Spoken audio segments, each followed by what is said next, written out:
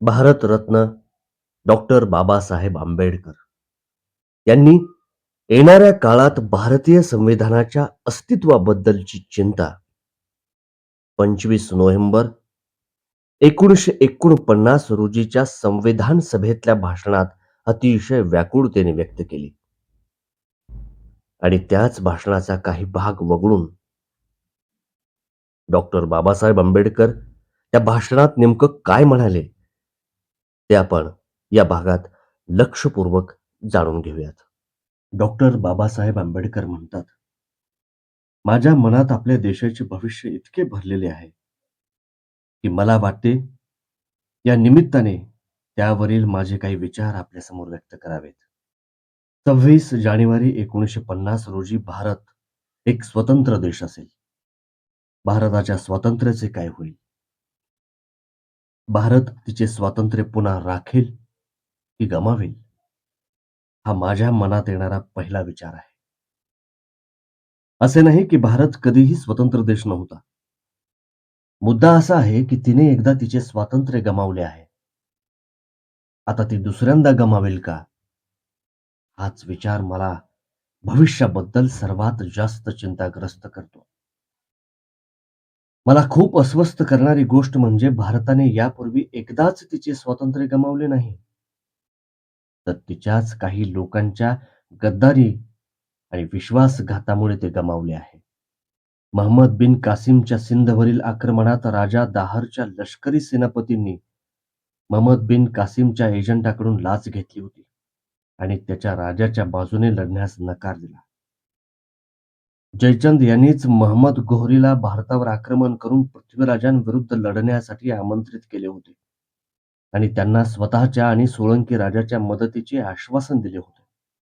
तेव्हा शिवाजी हिंदूंच्या मुक्तीसाठी लढत होते व इतर मराठा सरदार आणि राजपूत राजे मोगल सम्राटाच्या बाजूने लढत होते.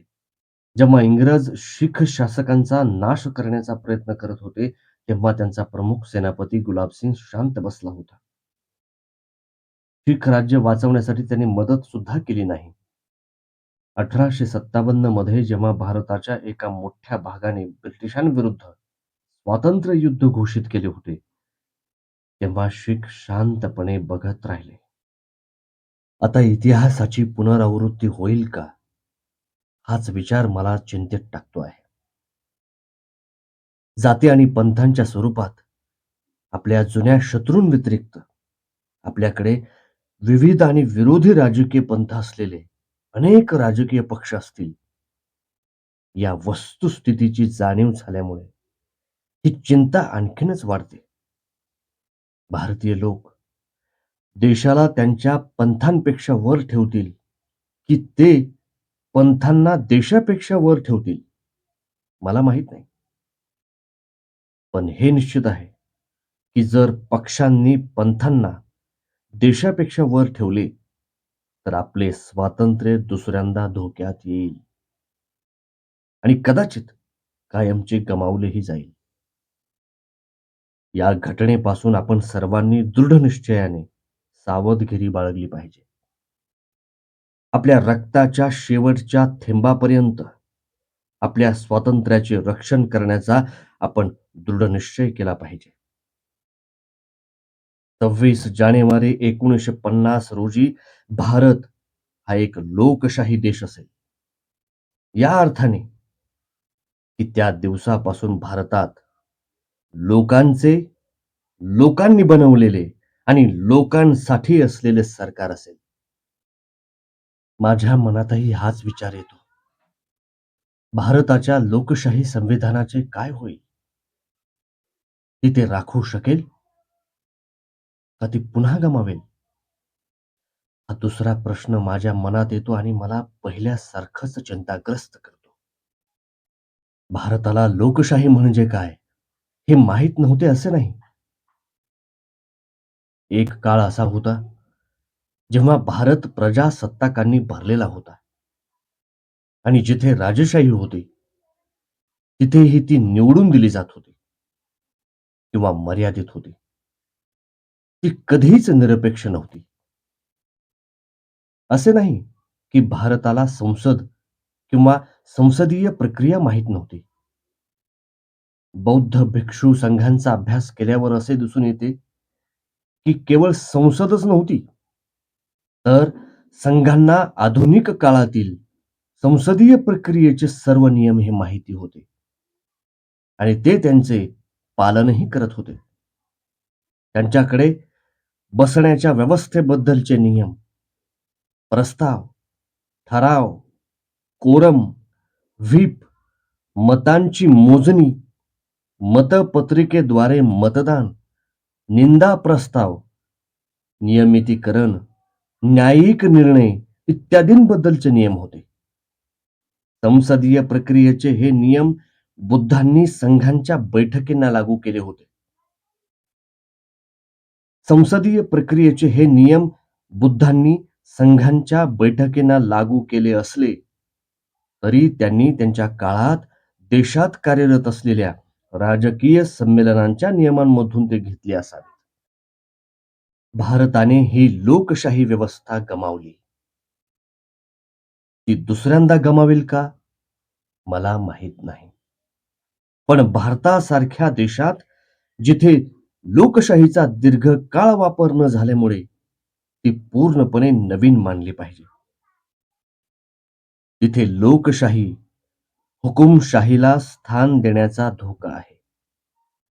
या नव्याने जन्मलेल्या लोकशाहीने त्याचे स्वरूप टिकवून ठेवणे शक्य आहे, परंतु प्रत्यक्षात हुकुमशाहीला स्थान देणे अगदी शक्य आहे. जर भूसंकलन झाले तर दुसरी शक्यता प्रत्यक्षात येण्याचा धोका खूप जास्त आहे. जर आपल्याला लोकशाही केवळ स्वरूपातच नव्हे तर प्रत्यक्षातही टिकवायची असेल तर आपण काय केले पाहिजे? माझ्या मते आपण पहिली गोष्ट म्हणजे आपली सामाजिक आणि आर्थिक उद्दिष्टे साध्य करण्यासाठी संवैधानिक पद्धतींना घट्ट धरून राहणे. याचा अर्थ आपण क्रांतीच्या रक्तरंजित पद्धतींचा त्याग केला पाहिजे. याचा अर्थ असा की आपण सविनय कायदेभंग, असहकार आणि सत्याग्रहांच्या पद्धतींचा त्याग केला पाहिजे. जेव्हा आर्थिक आणि सामाजिक उद्दिष्टे साध्य करण्यासाठी संवैधानिक पद्धतींसाठी कोणताही मार्ग शिल्लक नव्हता, तेव्हा असंवैधानिक पद्धतीचे समर्थन मोठ्या प्रमाणात होत होते. परंतु जिथे संवैधानिक पद्धती खुल्या आहेत, तिथे या असंवैधानिक पद्धतींचे समर्थन होऊ शकत नाही. या पद्धती अराजकतेच्या व्याकरणाशिवाय दुसरे काहीही नाहीत आणि जितक्या लवकर त्या सोडून दिल्या जातील तितके आपल्यासाठी चांगले. दुसरी गोष्ट जी आपण करायला हवी ती म्हणजे लोकशाही टिकवून ठेवण्यास इच्छुक असलेल्या सर्वांना जॉन स्टुअर्ट मिलने दिलेली खबरदारी पाळणे. म्हणजे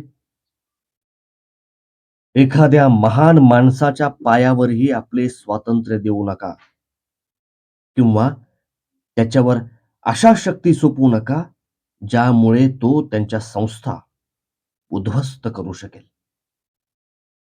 देशासाठी आयुष्यभर सेवा देणाऱ्या महान पुरुषांबद्दल कृतज्ञ राहण्यात काहीही चूक नाही, परंतु कृतज्ञतेला मर्यादा आहेत.